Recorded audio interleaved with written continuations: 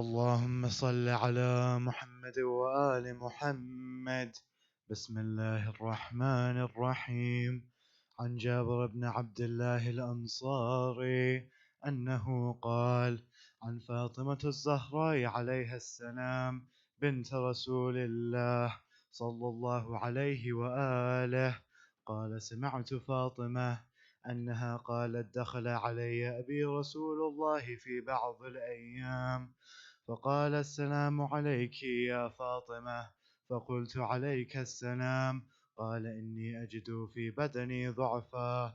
فقلت له: أعيذك بالله يا أبتاه من الضعف. فقال: يا فاطمة، ائتيني بالكساء اليماني فغطيني به. فأتيته بالكساء اليماني فغطيته به، وصرت أنظر إليه وإذا وجهه يتلألأ كأنه البدر في ليلة تمامه وكماله.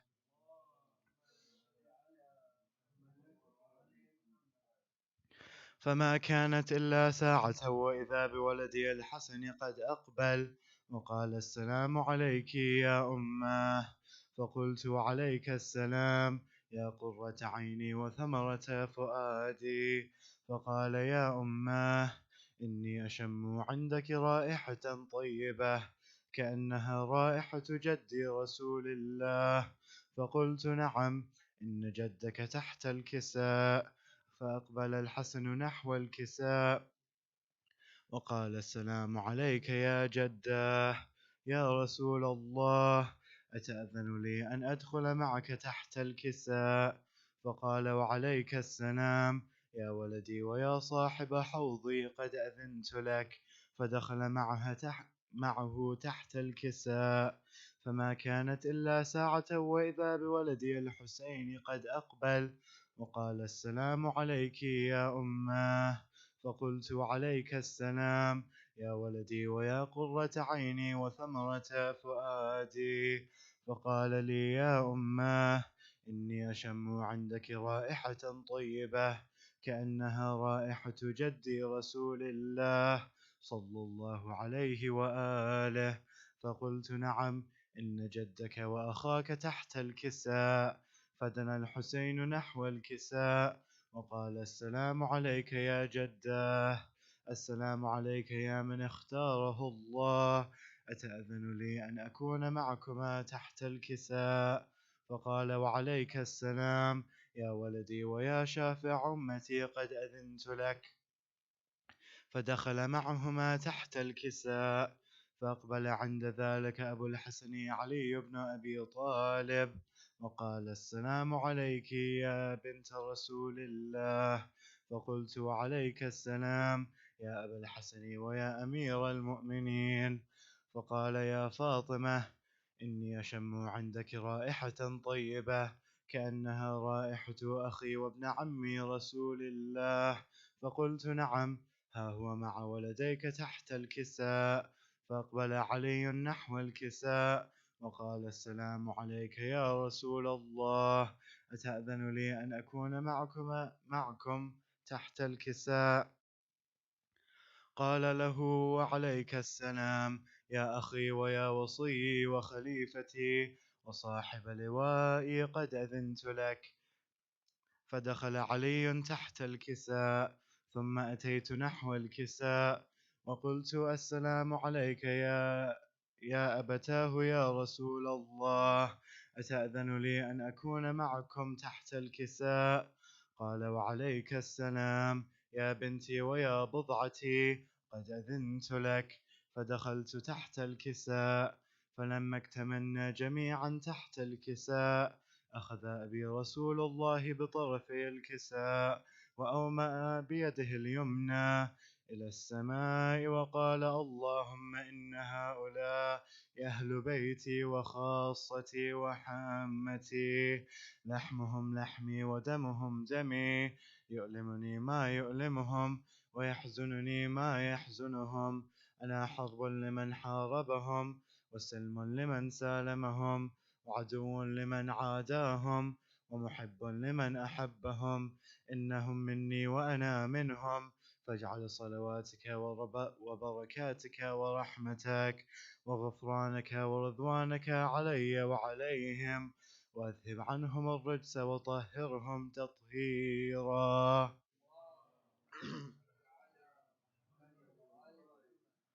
وقال الله عز وجل: يا ملائكتي ويا سكان سماواتي، إني ما خلقت سماء مبنية ولا أرضا مدحية ولا قمرا منيرا ولا شمسا مضيئة ولا فلكا يدور ولا بحرا يجري ولا فلكا يسري إلا في محبة هؤلاء الخمسة الذين هم تحت الكساء. فقال الأمين جبرائيل: يا ربي، ومن تحت الكساء؟ فقال عز وجل: هم أهل بيت النبوة ومعدن الرسالة، هم فاطمة وأبوها وبعلها وبنوها.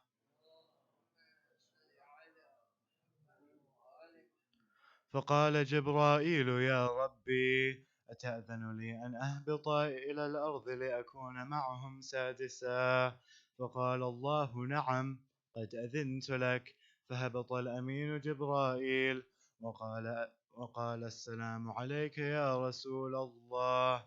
العلي الأعلى يقرئك السلام ويخصك بالتحية والإكرام، ويقول لك: وعزتي وجلالي، إني ما خلقت سماء مبنية ولا أرضا مدحية ولا قمرا منيرا ولا شمسا مضيئة ولا فلكا يدور ولا بحرا يجري ولا فلكا يسري إلا لأجلكم ومحبتكم، وقد أذن لي أن أدخل معكم، فهل تأذن لي يا رسول الله؟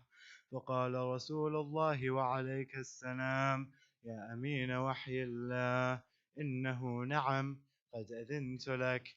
فدخل جبرائيل معنا تحت الكساء، فقال لأبي أن الله قد أوحى إليكم يقول: إنما يريد الله ليذهب عنكم الرجس أهل البيت ويطهركم تطهيرا.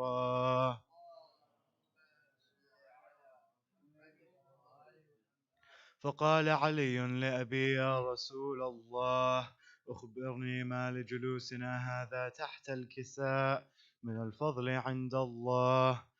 فقال النبي: والذي بعثني بالحق نبيا واصطفاني بالرسالة نجيا، ما ذكر خبرنا هذا في محفل من محافل أهل الأرض، وفيه جمع من شيعتنا ومحبينا، إلا ونزلت عليهم الرحمة وحفت بهم الملائكة واستغفرت لهم إلى أن يتفرقوا. فقال علي: إذا والله فزنا وفاز شيعتنا ورب الكعبة. فقال النبي ثانية: يا علي، والذي بعثني بالحق نبيا واصطفاني بالرسالة نجيا، ما ذكر خبرنا هذا في محفل من محافل أهل الأرض، وفيه جمع من شيعتنا ومحبينا، وفيهم مهموم إلا وفرج الله همه، ولا مغموم إلا وكشف الله غمه، ولا طالب حاجة إلا وقضى الله حاجته. فقال علي: إذا والله فزنا وسعدنا، وكذلك شيعتنا فازوا وسعدوا في الدنيا والآخرة ورب الكعبة.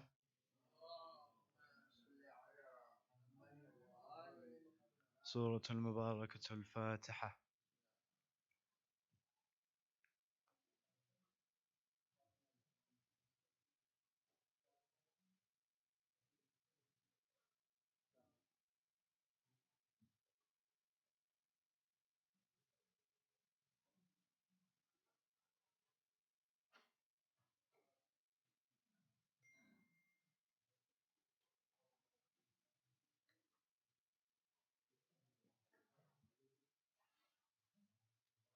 محمد وآل محمد صلوات. ما صل على محمد وآل محمد. मेरे मौला मुझे दो सहारा, میں نے تھاما ہے دامن تمہارا، میرے مولا مجھے دو سہارا، میں نے تھاما ہے دامن تمہارا، ڈھلتے سورج کو تم نے ابھارا، میں نے تھاما ہے دامن تمہارا، تم ہی مشکل کشا دو جہاں ہو، تم ہی مولا کون و مکاں ہو، انبیاء نے بھی تم کو پکارا، میں نے تھاما ہے دامن تمہارا، میرے مولا مجھے دو سہارا، میں نے تھاما ہے دامن تمہارا، میری کشتی بور میں پھنسی ہے، دشمنوں کو لبوں پر ہنسی ہے، کر دو نزدیک مجھ سے کنارہ، میں نے تھاما ہے دامن تمہارا، میرے مولا مجھے دو سہارا، تھاما ہے دامن تمہارا، گردشوں میں مقدر ہے میرا، کیا کروں چار سو ہے اندھیرا، تم جو چاہو تو چمکے ستارہ، میں نے تھاما ہے دامن تمہارا، میرے مولا مجھے دو سہارا، میں نے تھاما ہے دامن تمہارا، رنج میں کب سے میں مبتلا ہوں، کب سے مولا اسیر بلا ہوں، کیا تڑپنا ہے میرا گوارا، میں نے تھاما ہے دامن تمہارا، میرے مولا مجھے دو سہارا،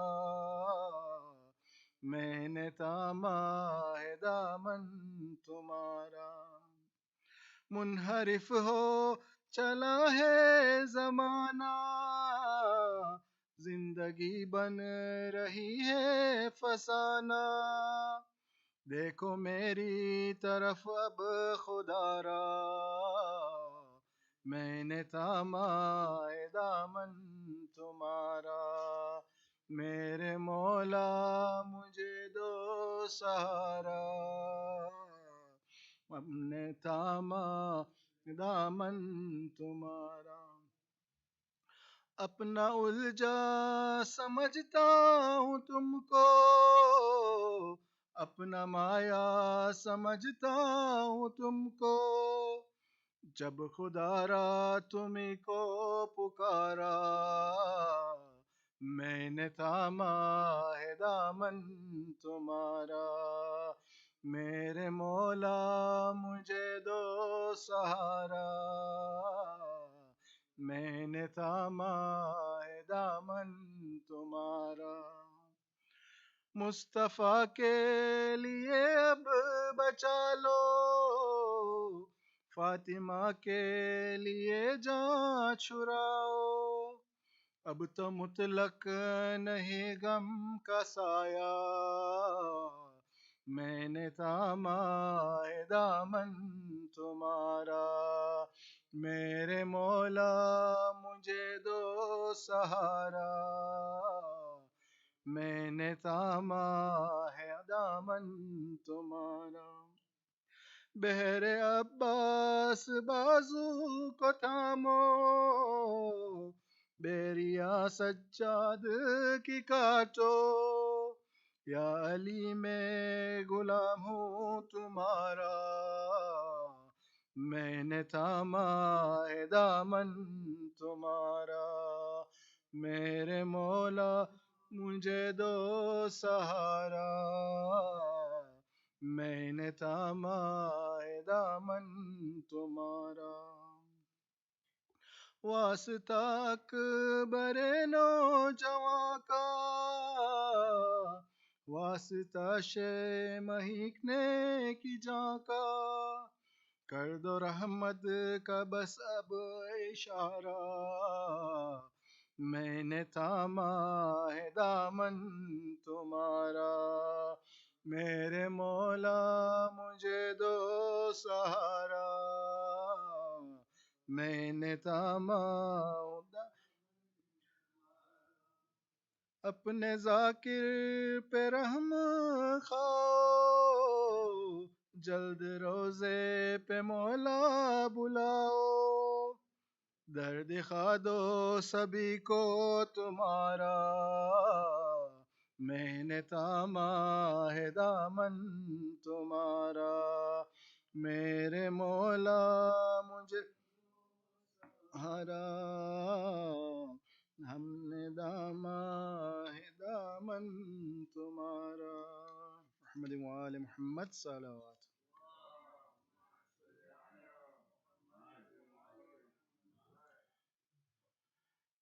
بن کے سائل لائے ہیں در پر تمہارے یا حسین، آج پوری کیجئے ارماں ہمارے یا حسین، بن کے سائل لائے در پر تمہارے یا حسین، فاطمہ کے لکھتے دل مشکل خشا کے نور ہیں، او رسول اللہ کے آنکھوں کے تارے یا حسین، بن کے سائل لائے در پر تمہارے یا حسین، آج پوری کیجئے ارماں ہمارے یا، دستگیر ہے بے کسا حق نے بنایا آپ کو، کیوں نہ پھر کوئی مصیبت میں پکارے یا حسین، بن کے سائل لائے در پر تمہارے یا حسین، آج پوری کیجئے ارماں ہمارے یا حسین، مالک کل نے بنایا ہے تمہیں مختار کل، آپ مخلوق خدا کے ہے جو سہارے یا حسین، بن کے سائل لائے در پر تمہارے یا حسین، آج پوری کیجئے ارماں ہمارے یا حسین، گودیاں بھر دیجئے سرکار بہر فاطمہ، منتظر ہے دیر سے دامن پسارے یا حسین، بن کے سائل لائے در پر تمہارے یا حسین، آج پوری کیجئے ارماں ہمارے یا حسین، آپ کا در چھوڑ کر جائے کہاں فرمائیے، ہے یہ خادم آپ کا مولا ہمارے یا حسین، بن کے سائل لائے در پر تمہارے یا حسین آج پوری کیجئے ارماں ہمارے آپ جو فرمائیں گے مقبول حق ہوگا وہی آپ ہے اللہ کے پیاروں کے پیارے یا حسین بن کے سائل لائے در پر تمہارے یا حسین آج پوری کیجئے ارماں ہمارے یا حسین کتنے ہیں مومن مریض ان کو شفا تو دیجئے ایک اشارہ کافی ہے ان پہ ہمارے یا حسین بن کے سائل لائے در پر تمہارے یا حسین آج پوری کیجئے ارماں ہمارے یا گھر سے تو امید لے کر آیا ہوں مولا حسین بگڑی میری آپ بناؤ راج دلارا یا حسین بن کے سائل لائے در پر تمہارے یا حسین آج پوری کیجئے ارماں ہمارے یا حسین محمد وآل محمد صلوات علی محمد وآل محمد. Let us recite 5 times Ayama Yujibu for all those who are sick, for the safety of everybody, for the safety of our holy places, and all those in need of du'as. Bismillahir Rahmanir Rahim. أما يجيب المضطر إذا دعاه ويكشف السوء أما يجيب المضطر إذا دعاه ويكشف السوء أما يجيب المضطر إذا دعاه ويكشف السوء أما يجيب إذا دعاه ويكشف السوء أما يجيب المضطر إذا دعاه ويكشف السوء اللهم صل على محمد وآل محمد. كل أرواح المؤمنين والمؤمنات إن شفاء مريض سورة مباركة الفاتحة.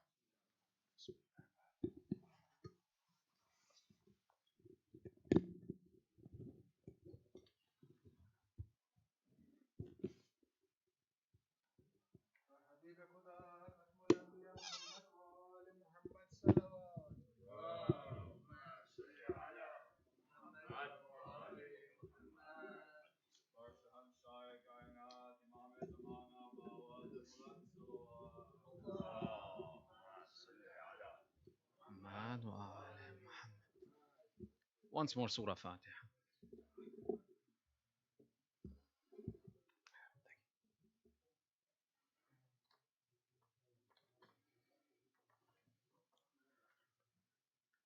أعوذ بالله من الشيطان الرجيم بسم الله الرحمن الرحيم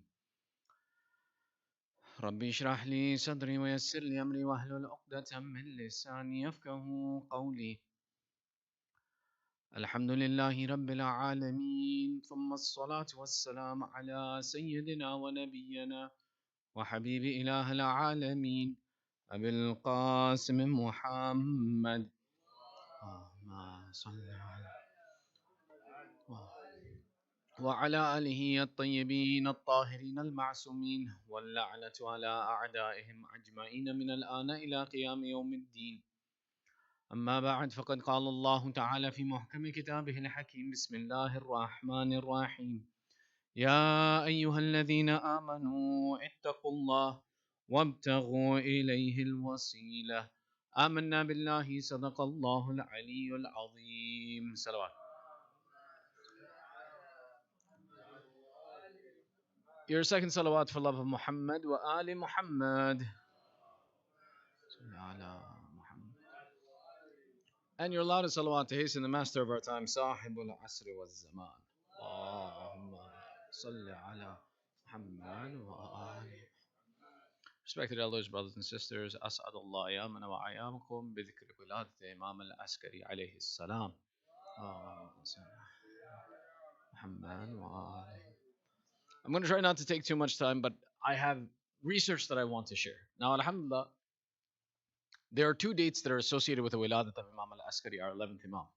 One is the 8th of the month of Rabi al-Akhir, and the other is the 10th of the month of Rabi al-Akhir. Depending on which books that you open, you'll find one more emphasized than the other. However, both hold some consistency and validity, and alhamdulillah, this year, I've had the honor and pleasure of being able to recite on both of these days. Now, don't worry, I'm not going to repeat the lecture I gave 2 days ago. Just to be clear, that's not the concern. The interest is that it gives us an opportunity to talk about an imam. And there are certain specialities of this imam that are very unique and very important ways in which we approach him. One of the ways that we know that this imam is unique is even from the aspect that he is Ibnul Hadi wa Abul Mahdi.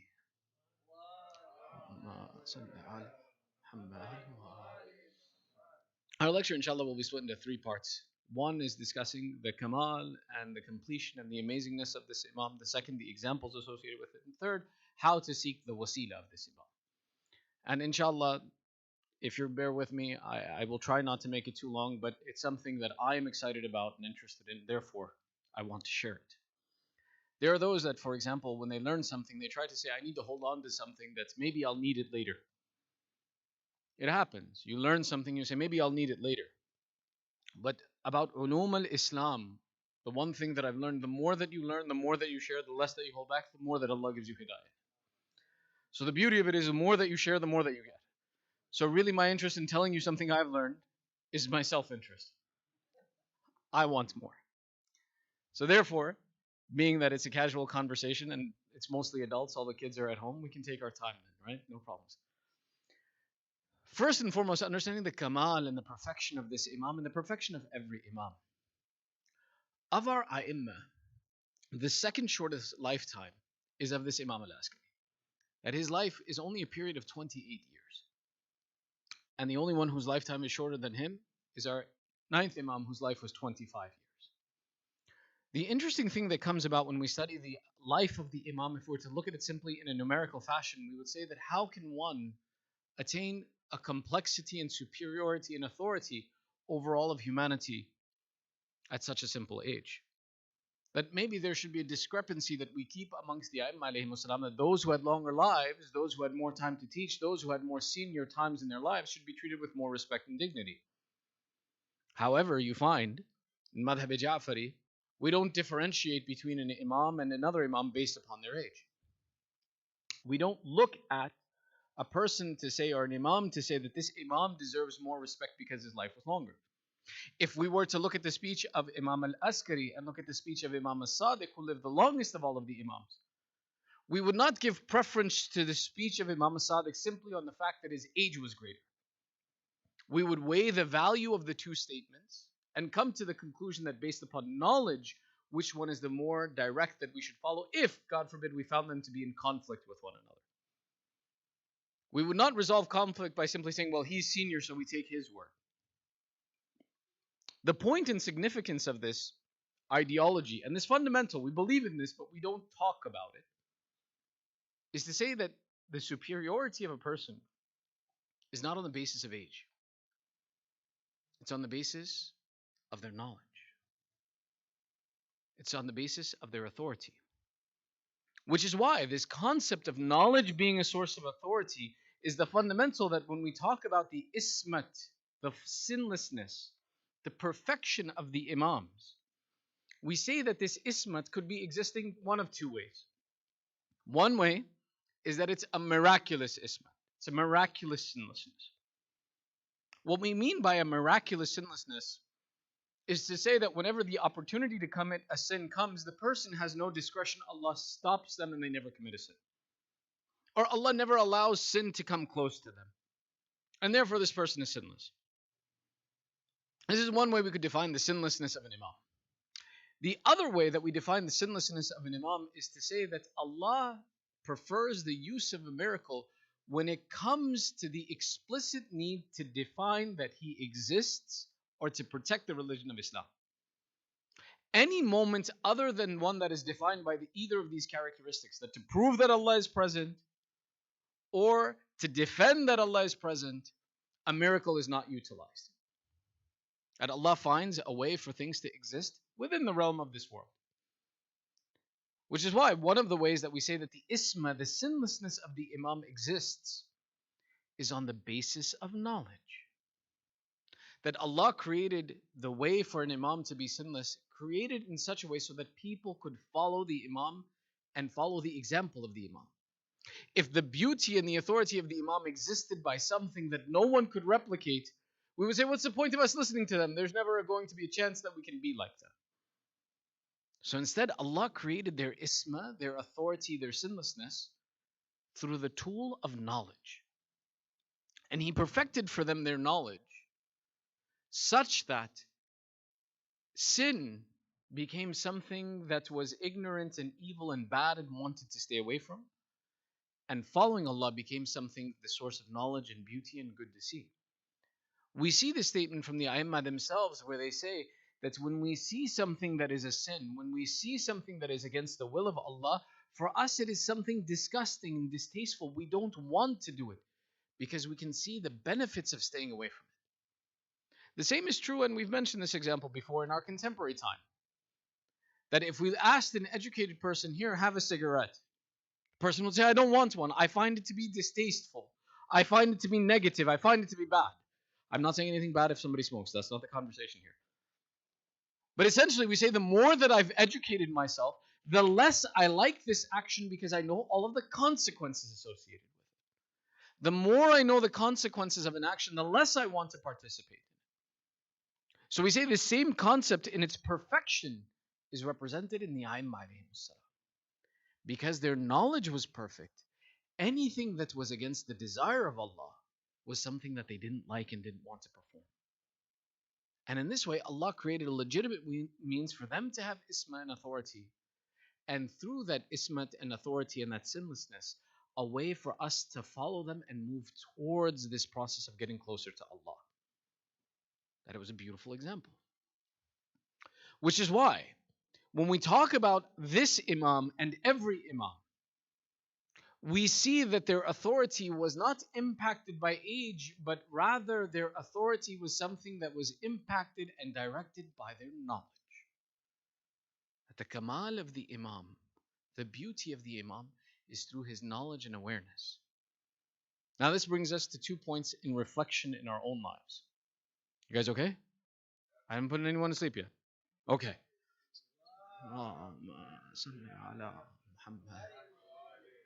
First, when we see the life of someone like Imam al-Askari and we see his life completes at 28, the first lesson that we see is that Kamal is not associated with age. Therefore, don't use age as an excuse for not accomplishing good things. At every age, we possess the ability and the need that if we can acknowledge something in goodness, we perform that goodness. If we can acknowledge something of a self-improvement, now is the time to perform it, because age is not the restriction by which we say we deserve to have this quality or that we should perform this action. The Imam at the age of 28 leaves a mark on this earth that gathers us 1400 years or 1250 years later to come and celebrate the Imam. Don't wait. When I get older, then I will. When I have more resources, when I have more experience. No. If there is something good to be achieved, now is the time to achieve it. The second point that we note is the importance of the perfection of the intellect and the research and knowledge. Whenever we look at the efforts of an imam, we see them accompanied by one of two actions, either knowledge or the inaction of knowledge. Either the possession of knowledge or the inaction of knowledge. When I say the inaction of knowledge, it means ita'at Allah, the obedience to Allah. Because that knowledge leads to action. Any knowledge that is beneficial is one that leads to action.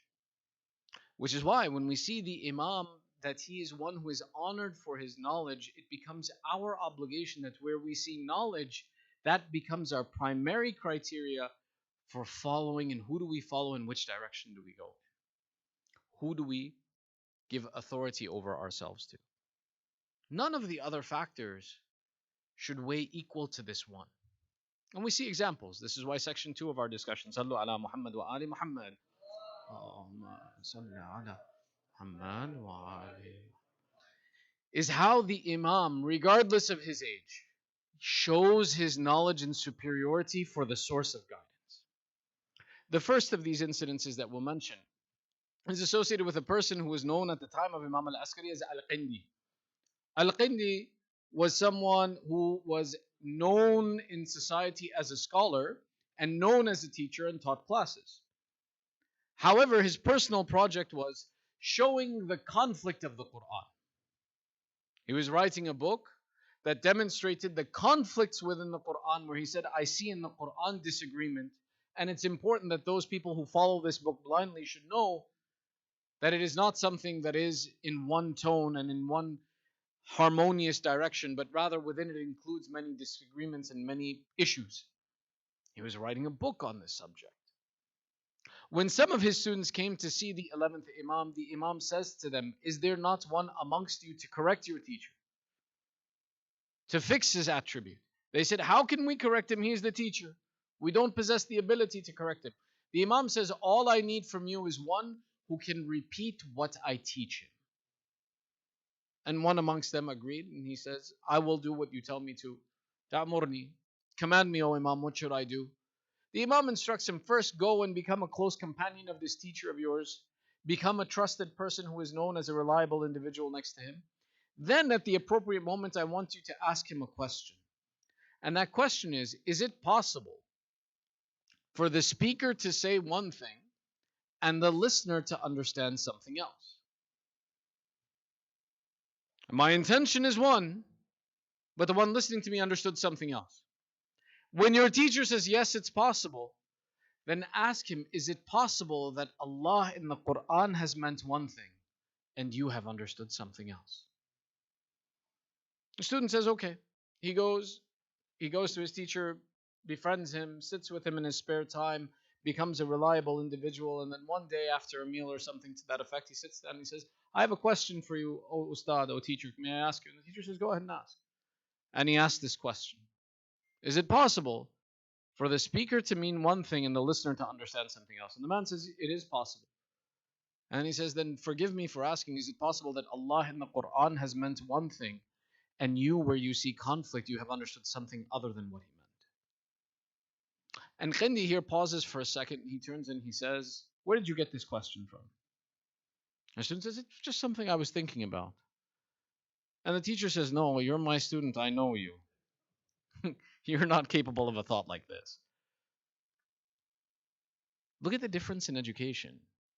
That even Khindi can recognize the education behind the question, the thought process behind the question, the ideology behind the question, to discreetly and correctly, without conflict, demonstrate a different purpose, to educate how to think, to change his thinking through a simple question. And he says, where did you get this from? He says, I sat with Hasan ibn Ali al-Askari alayhi salam. Allahumma salli ala Muhammad wa ali. And Al-Qindi says, it makes sense that such a thought would come from such a household. And famously, Al-Qindi takes this book that he was writing of things that he saw as apparent conflict in the Quran, and he burned it. The significance of mentioning of burning it is to show that the person wanted to ensure that none of my false ideology ever leaves an impact and no one else can take it and manipulate my ideology. So it is significant that he mentions, I burned it. It was destroyed. No one will ever have access to this thought process that I had of creating conflict in Islam. That was something that was resolved. The second story in the life of Imam al-Askari alayhi salam, Sallu ala Muhammad wa ali Muhammad. Allahumma salli ala Muhammad. There's a person who is noted as Ismail ibn Ziyad al-Kafa Turfa'i. This Ismail was someone who in the life of the 11th Imam was a lover of Ahlul Bayt, but he took the aspect of presenting the attributes of the Ahlul Bayt as attributes of Allah. He would take the attributes of Allah and attribute them to Ahlul Bayt. And he presented the Ahlul Bayt in such a light that if there are those who disbelieve in you, then I present you in such a way that it is if you are the manifestation of Allah Himself. Eventually, after some time, this Ismail ibn Ziyad, he came to the realization that if I am taking such a liberty, I should ask the authority of Islam if I have the permission to do this, and he headed to Samarra. And he chose that he's going to ask Imam al-Askari himself. Famously, when he reaches Samarra, he decides that from my condition of traveling, before I go to the Imam, I will go to the bathhouse and I will shower, wash up, clean up, and then go to the Imam. Remember, if you're claiming the Imam as a deity, then you want to go clean in front of him. He says, before I reached the bathhouse, my exhaustion was such that on the street, I lost consciousness. Because I fainted. I was so tired and exhausted that I passed out close to the entry to the bathhouse. He says, I was awoken a little while later by the Imam on his horse moving me with his staff in his hand. He says, when I came to consciousness, I realized that I was looking up at the Imam who I had come to see. And he says that as I was in this condition and I was overcome by the presence of the Imam spoke to me and he recited the following verse. He says, بَلْ عِبَادٌ مُكْرَمُونَ لَا يَسْبِقُونَهُ بِقَوْلِ وَهُمْ بِأَمْرِهِ يَعْمَلُونَ. And he says, Imam al-Askari said, here is the answer to what you have come to ask me, and I have solved this issue for you. Ismail says this verse from the Quran that's being recited is a reference to when people attributed that Nabi Isa was the son of Allah. And Allah in the Quran replies to them. And He says, Bal ibadum mukramun. Rather, Isa or those who you attribute to deify are not deities at all. Bal hum mukramun. Bal ibadum mukramun. They are the servants of Allah who Allah has given karama, His grace to. And the verse continues then. لا يسبقونهم بقول وهم بأمره يعملون. That those people who Allah has honored never precede Allah in speech. They follow the speech of Allah and they follow the command of Allah. In this statement, Imam al-Askari, this questioner who wanted to raise the status of deification to the Ahlul Bayt, the Imam corrects him from the Quran immediately, without the person having the opportunity to ask or debate the topic himself. It was a demonstration of the authority of the thoughtfulness of the Imam about how he used intellect to correct the misgivings of society. Which is the same thing today, that when we see these misgivings and these problems, and it exists still today, these habits haven't gone away, of people attributing attributes of Allah to people other than Allah. And it's something that Allah Himself has corrected, and the Imam himself is indicating that no, rather we are those who Allah has honored, but we never precede Allah in any affair, and we follow only the actions Allah has commanded us to. These lessons, when we take a look at the perfection of the Imam and the attribute, that if we were to say, both of these stories happened in his 28th year of life. The age is not reflective of the authority. The age has no relationship with the authority. The knowledge is the fundamental that we look at when we understand the beauty of the words of the Imam, the guidance of the Imam. And that's one of the responsibilities we have, is give the preference to knowledge in our own lives as well. When we look at who our marja is, we don't look at the attributes of their beauty or of their family or of their color of skin or their location. We look at their knowledge. We vest them with authority over us on the basis of knowledge. The same is true of every responsibility. Therefore, I should take responsibility for my own life and continue my education. Don't forgo your education of Islam based upon age. Don't prevent yourself from your education because you're too young.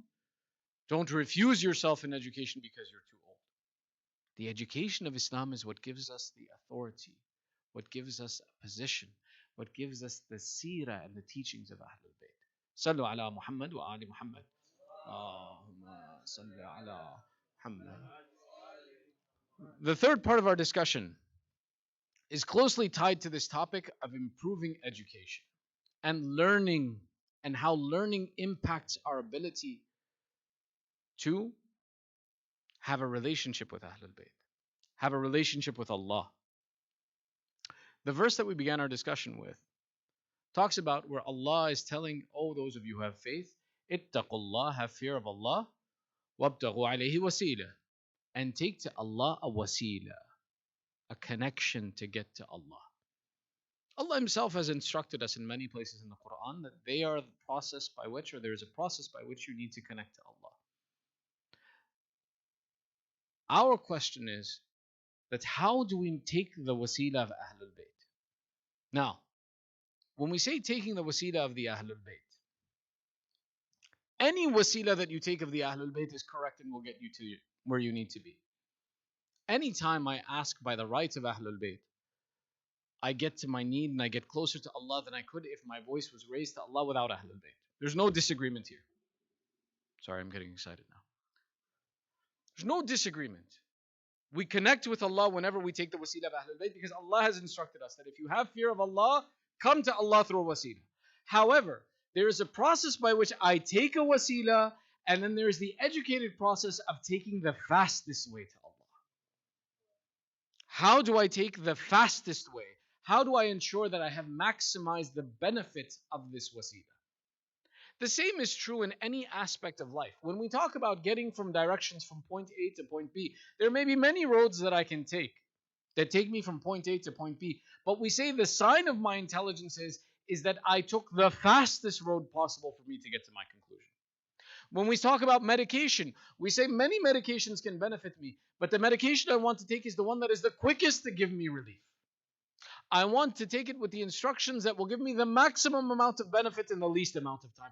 The same is true of the rules of taking a wasila to Allah, that there are wasila to Allah can be taken many ways. But an educated person is the one who learns how do I get my fastest way of getting my needs answered by Allah. Remember, it doesn't change. Allah is the one who is answering the need, no one else. To understand how do we get to the fastest way of getting our prayers answered, there are 4 points that we need to consider. Or there are 4 points in the equation. The first is the one who is asking. We can't change that. That's me. Or you. 2, who am I asking? 3, how or when am I asking? And then the 4th point that we take a look at in this is the type of process by which I ask. Now let me explain something. When we say, for example, that I want to ask, we know that I have the need. What is it? The Lamborghini. I need the Lamborghini. I am the one who is in need. 2, who is the Imam of Lamborghinis is the next thing I need to ask. 3 is when do I ask the Imam? And 4 is how do I ask the Imam? To create the most efficient link, these 3 points I have to pay close attention to. The who, the when, and the how. These 3 points. When we say the who, each of our A'imma alayhimus salam is designated with an attribute. Sometimes these attributes we see, for example, As-Sadiq, Al-Baqir, Az-Zainul Abidin. All of these are attributes of the Imam, but there are wasila that they are associated with specifically as well. That's when I educate myself, I learn about these attributes. For example, Talabul Khair, to ask for goodness in life, is the door of Imam Al-Kadhim. That when I am going on a travel or a distance, if I'm going over a journey, Imam Radha is the one who I ask by his wasila, Gharib al-Ghuraba. All of the Imams are guarantors of a traveler. But the one who is most closely associated with it is Imam Radha. When I want to ask for more in my life, when I want to ask for an increase in sustenance, Imam al-Jawad, the one who was generous in giving, is the one that I ask. Each of these personalities has attributes by which I determine, based upon what I want to ask, who is it that I go to? And I learn about this. I educate myself when I am conscious that I have a goal I need to achieve. I take the time and effort to learn which door, who is the one that possesses the attribute that I need. The second aspect of the win, there are times that are associated with dua and wasilas. And we know them. For example, Laylatul Qadr. Which wasila do we take? The Quran. The Quran is associated with this time of Laylatul Qadr. That there is a time where the wasila of the Quran is the strongest. We even said, Allahumma bihaqqi hadha al-Quran wa man anzaltahu. We ask this on the night, that, oh Allah, by the right of this Quran and the one who revealed it, fulfill my hajat. Each of the A'immah alayhimus salam are associated, each of the ma'asumeen are associated with particular times. For example, the day of Saturday is the day of the Prophet. The day of Sunday is the day of Imam Ali and Bibi Fatima. The day of Monday is the day of Imam Hasan and Imam Hussein. The day of Tuesday is the day of Imam Zainul Abidin, Imam al-Baqir, Imam al-Sadiq. The day of Wednesday is the day of Imam al-Kadhim, Imam al-Radha, Imam al-Jawad, Imam al-Hadi. The day of Thursday is the day of Imam al-Askari. And the day of Friday is the day of Sahib al-Asri wal-Zaman, Ajjallah. Ma salli ala Muhammad wa Imam al-Askari amongst all of these is something unique. And I can't tell you why. But listen, we can understand why Rasulullah has his own day. We can understand why Imam Zaman has his own day. All of the other A'immah and Masumin personalities share times and days that are associated with them, except this Imam al-Askari. And I don't know why. I haven't figured that out yet. I mentioned this is research, so I'm telling you right now that he possesses this unique attribute in the eyes of Allah, that he has been given his own day from all of the A'immah that we don't understand. I don't understand. I haven't found it yet in a book to explain to you, and inshallah, if I do, may Allah give us tawfiq to gather again in the name of Imam al-Askari alayhi salam.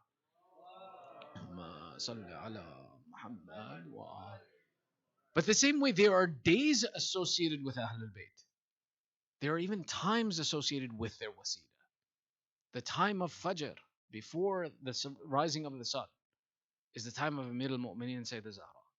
The time from Fajr until the sun comes out is the time of Imam Hasan and Imam Hussein.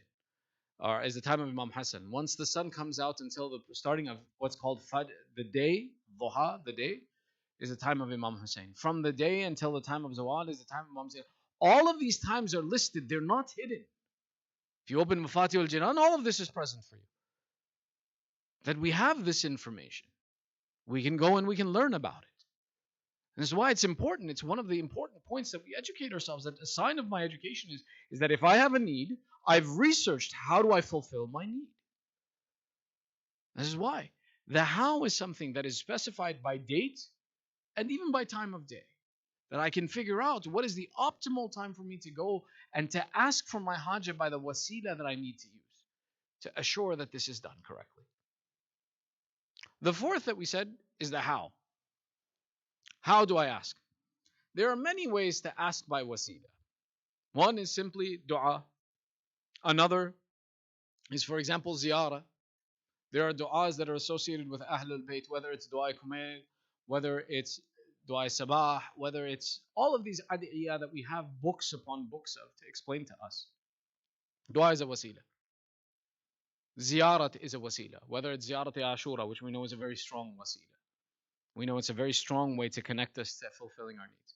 Whether, for example, it's nadar, that I commit an oath that, oh Allah, I have a need. By the right of this individual, fulfill my need and I will fulfill this oath. Whether it's salat, performing of prayers, is another way of fulfilling my needs. Whether it's recitation of Quran, all of these are a how.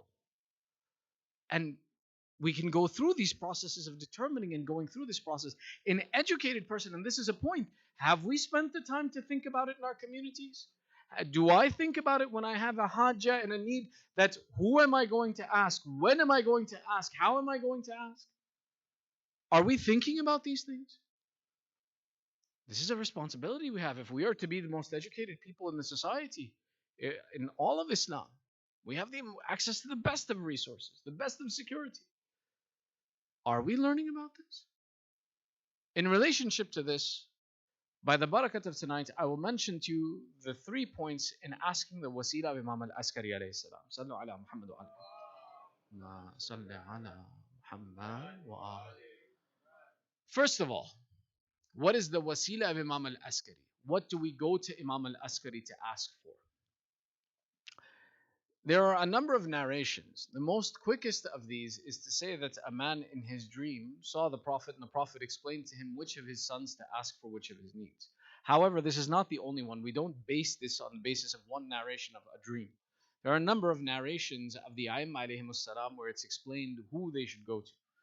Imam al-Askari most famously is noted with asking for affairs of akhirah. Now, when we say asking for affairs of akhirah, there are two ways of understanding this. One is the one that the mind immediately goes to, which is those affairs of, for example, the day of judgment, of asking for the scale, of asking for the sirat, asking for all of these affairs.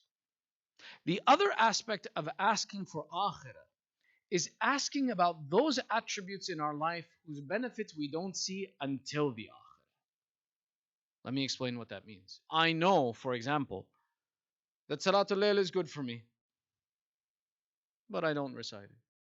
Now, the benefit of Salatul Layl, if we were to say is present in this dunya, we know the true benefit of it is in akhirah. Recitation of Quran, there are some benefits associated with dunya, but the greatest benefit of it that it shall associate with me is in akhirah. Performing of good deeds, those attributes and actions that I wish to possess in my character, whose benefit is not something that is monetized only in dunya, but its true benefit is in akhirah, is where we go to Imam al-Askari to ask for assistance.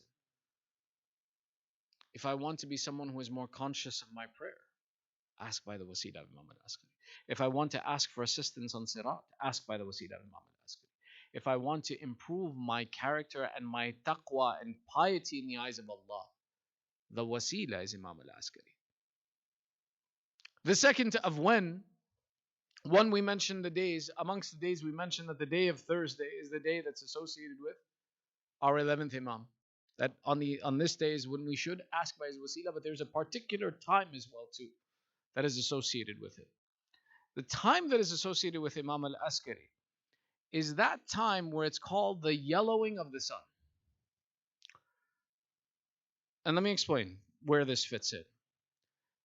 Close to the end of the day, when the sun gets close to the horizon, there's a point where the sun is yellow. Now, I understand the yellow sun is always appears yellow to us, but the description of this yellow is that when the sun is something that you can look at without hurting your eyes. That part of the day where I can look at the sun without it hurting my eyes is the point at which is the time that's associated with Imam al-Askari. Now, these times are not associated with hours, so I can't give you the particular hour of the day that it's associated, but once it passes this point in time and it starts to go towards sunset and the setting of the sun, that time is associated with the 12th Imam Sahib al-Amr Ajjalallahu ta'ala farajahu.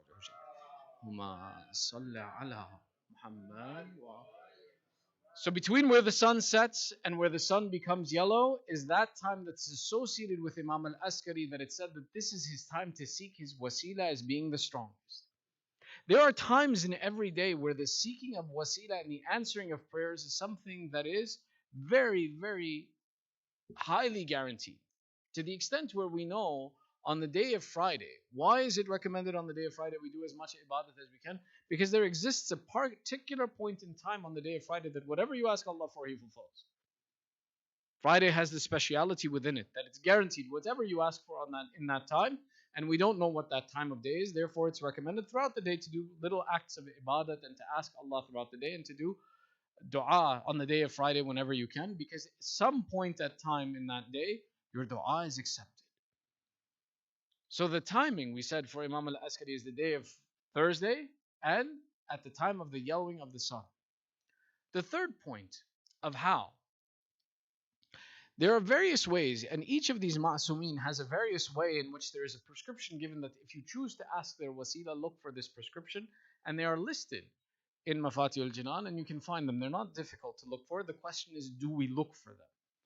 For Imam al-Askari, the recommendation is the recitation of 4 rakat of salat.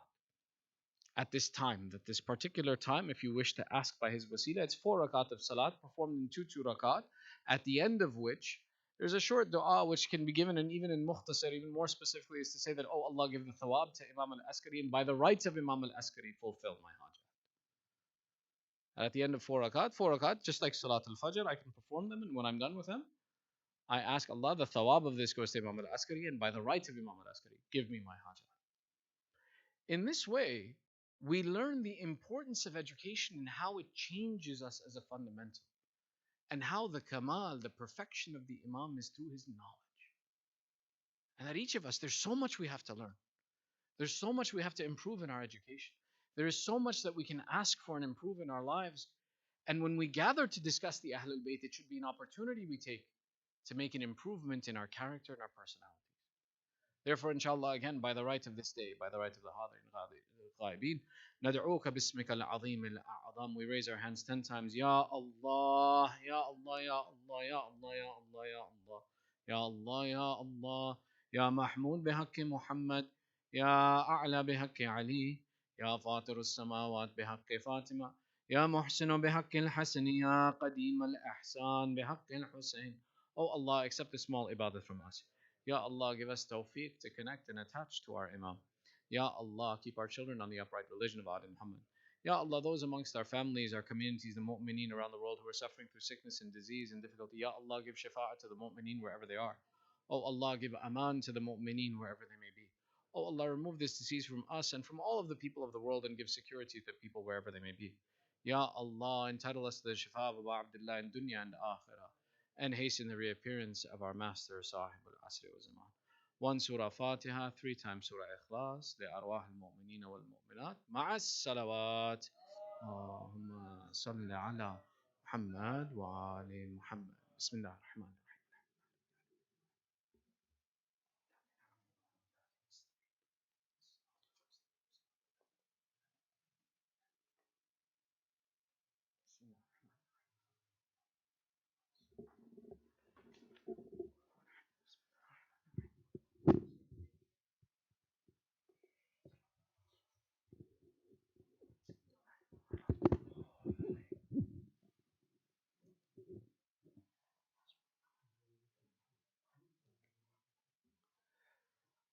Sheikh Bilal, my respected elders, brothers, and sisters, Assalamu alaikum.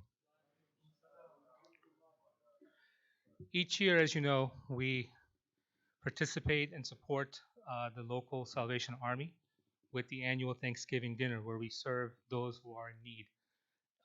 This year as well, we'll be having that next week, actually on Tuesday. I believe that is the 23rd, if I'm not mistaken, of November. It'll be Tuesday afternoon. I believe we go there around 2 o'clock. A little bit different, similar to what we did last year, actually.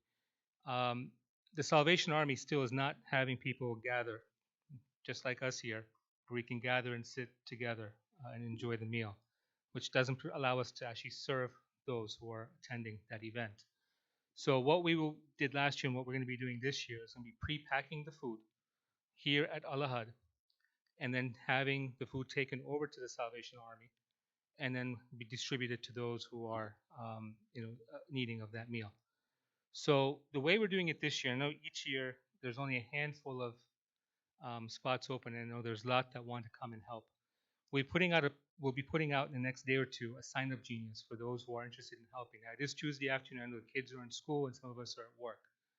And if you remember my last address to the community a few weeks ago, I said there's no youth in sense of age. We're all young, right?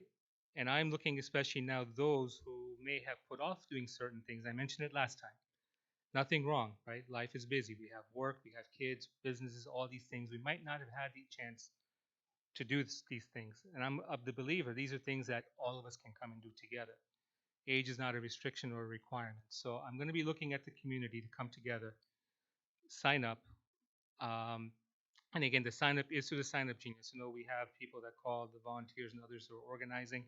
Please do the Sign Up Genius. We want to make it fair for everybody. Each year, I know people feel kind of left out, who want to help but then cannot help because we don't have enough open spots. So the solution to that this year is go up on the Sign Up Genius. If the slots are filled, there'll be a separate section in the Sign Up Genius to see who's interested in doing this again. This is not limited. We don't just have to do this at Thanksgiving. We can do this every week, right? There are people who are hungry, right? One of our dream projects that we had was to actually get a food van and go take the food to the streets and give it to the people.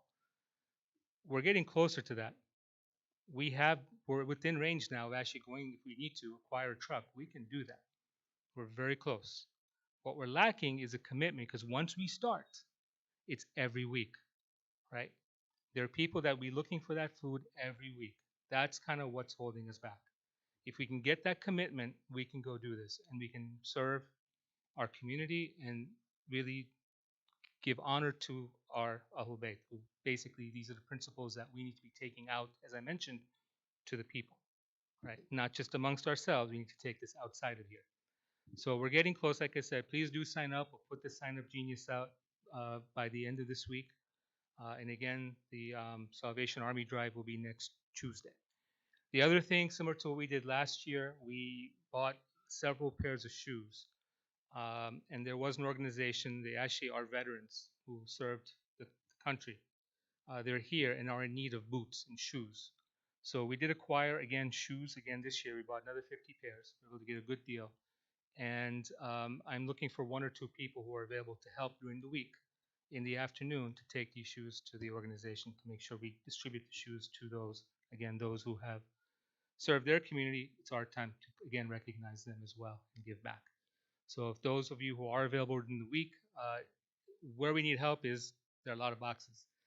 So if you have an SUV or a van, that's what we're looking for. One or two people that can help, we can load everything up and then take it to where it needs to go. The other announcement I have, and I know you are tired of me talking about COVID, so I won't talk about it too long. I do need to bring something to our attention here. I kind of laughed last week. I wasn't here on Friday during Jummah, and we've been eating outdoors. Again, safety, it doesn't spread, as we know, outdoors, as we're doing a lot of outdoor events. And we're not eating in the multi-purpose room for a couple of reasons. One, it's a smaller area. When you eat, you have to take your mask off. Now, the other thing you guys don't know is there are a lot of things that are broken here. You're starting to see the walls leak again.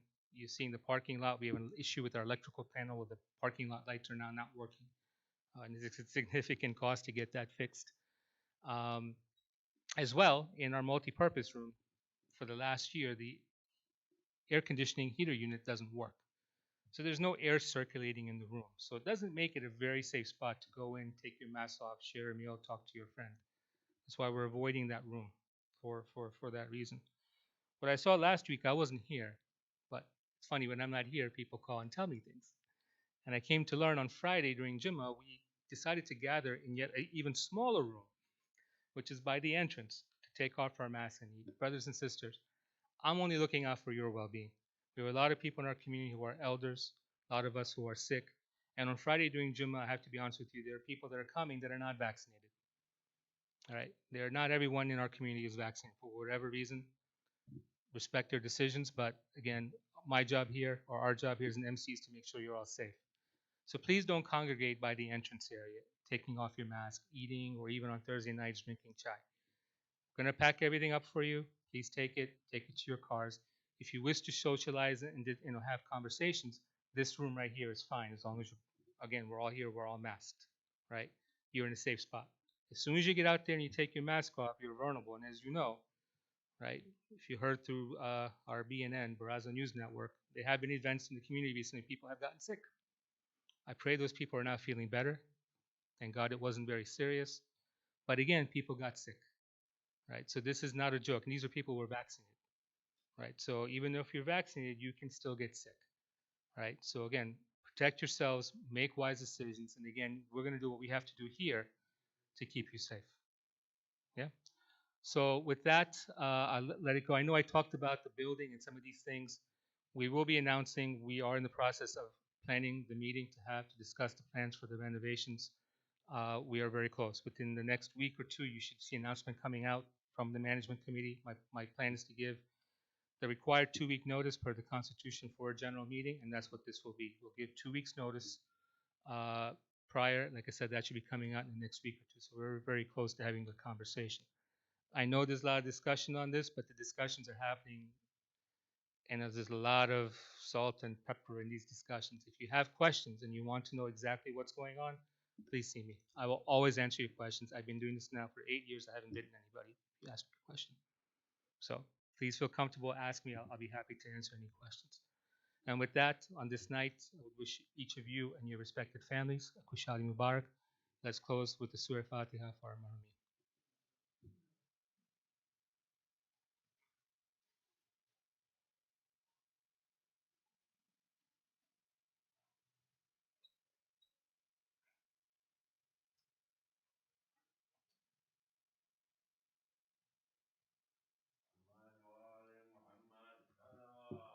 اللهم صل على محمد وآله أفضل الصلاة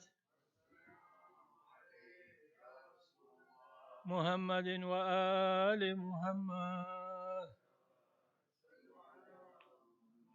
يا راكبا نحو المدينة قاصدا بلغ سلامي للنبي محمد وقل السلام عليك يا علم الهدى صلى عليك اللهم حب السبا يا محمد جاد الحسنين أحمد يا محمد من بياب السلام حيدر يا إمامي أفضل الصلاة محمد وآل محمد امام حسن عسکری علیہ السلام کی شان میں امامت مآب آج پیدا ہوئے شہ کامیاب آج پیدا ہوئے حسن نام اور عسکری ہے لقب وہی عالی جناب آج پیدا ہوئے خطاب عسکری کا ہے جن کو ملا وہ عالی جناب آج پیدا ہوئے امام حسن عسکری شاہدین شہنشاہدین آج پیدا ہوئے علی شہر علم نبی کے حیدر یہ رحمت کے باب آج پیدا ہوئے صلوات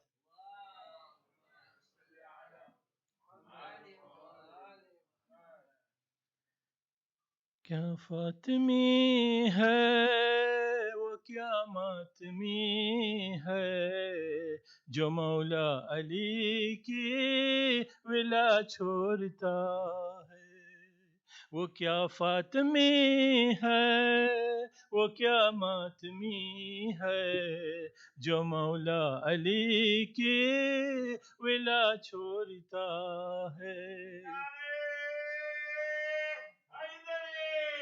یا علی نہیں بات میری حدیث نبی ہے علی کو فقط بے حیا چھوڑتا ہے ولایت ادھوری شرافت ادھوری علی کے بنا ہے عبادت ادھوری ابھی مانگ لو تم ولایت سے معافی علی توبہ کا گر کھلا چھوڑتا ہے بغض میں خدا سے مدد مانگتے ہو تم مجرم ہو عادت کے گر جاگتے ہو مدد جو علی سے نہیں مانگتا ہے اسے بے سہارا خدا چھوڑتا ہے صلی اللہ علیہ نبی Muhammad. So with the wasila of Imam Hasan al-Askari, today we ask Imam Zamana for our dua inshallah. چلے آؤ اے ابن مشکل کشا بلاتے ہیں رو رو کے اہل عزا چلے آؤ اے ابن مشکل کشا تمہیں حق کے زہرا کا ہے واسطہ چلے آؤ اے ابن مشکل کشا ہے پھیلی جہاں میں عجب سی وبا عطا سارے عالم کو کیجے شفا عطا سارے عالم کو کیجے شفا وسیلہ ہے بیمار کرب و بلا چلے آؤ اے ابن مشکل کشا بلاتے اے رو رو کے اہل عزا چلے آؤ اے ابن مشکل کشا جسے دیکھیے ہے پریشان یہاں یہ وقت کرم ہے امام زمان یہ وقت کرم ہے امام زمان کرو ہر سوالی کی حاجت روا چلے آؤ اے ابن مشکل کشا بلاتے ہیں رو رو کے اہل عزا چلے آؤ اے ابن مشکل کشا میرے خواب بھی محو تعبیر ہو اے مولا بقیہ کی تعمیر ہو اے مولا بقیہ کی تعمیر ہو لبوں پر مسلسل یہی ہے دعا چلے آؤ اے ابن مشکل کشا بلاتے ہیں رو رو کے اہل عزا چلے آؤ اے ابن مشکل کشا چلے آؤ اے ابن مشکل کشا پر محمد وآل محمد صلوات صلی علی محمد دعا امام زمان اللهم صل على محمد وآل محمد بسم الله الرحمن الرحيم اللهم كن لوليك الحجة ابن الحسن صلواتك عليه وعلى آبائه في هذه الساعة وفي كل ساعة وليا وحافظا وقائدا وناصرا ودليلا وأينا حتى تسكنه أرزك توءا وتمتعه فيها طويلا برحمتك يا أرحم الراحمين.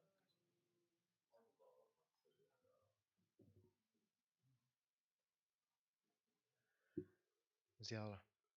السلام عليك يا رسول الله، السلام عليك يا نبي الله، السلام عليك يا أمير المؤمنين، السلام عليك يا فاطمة الزهراء سيدتي نساء العالمين، السلام عليك يا حسن المجتبى، السلام عليك يا أبا عبد الله الحسين، وعلى 9 المأسومين من ذريتك علي بن الحسين ومحمد بن علي وجعفر بن محمد وموسى بن جعفر وعلي بن موسى ومحمد بن علي وعلي بن محمد والحسن بن علي. السلام عليك يا صاحب العصر والزمان سيدي الأمان الأمان الأمان من فتنة الزمان. السلام عليك يا شريك القرآن، السلام عليك يا كعبة الإيمان، السلام عليك يا إمامنا وإمام الإنس والجان، عجل الله تعالى فرجك وسهل الله تعالى مخرجك وظهورك ورحمة الله وبركاته.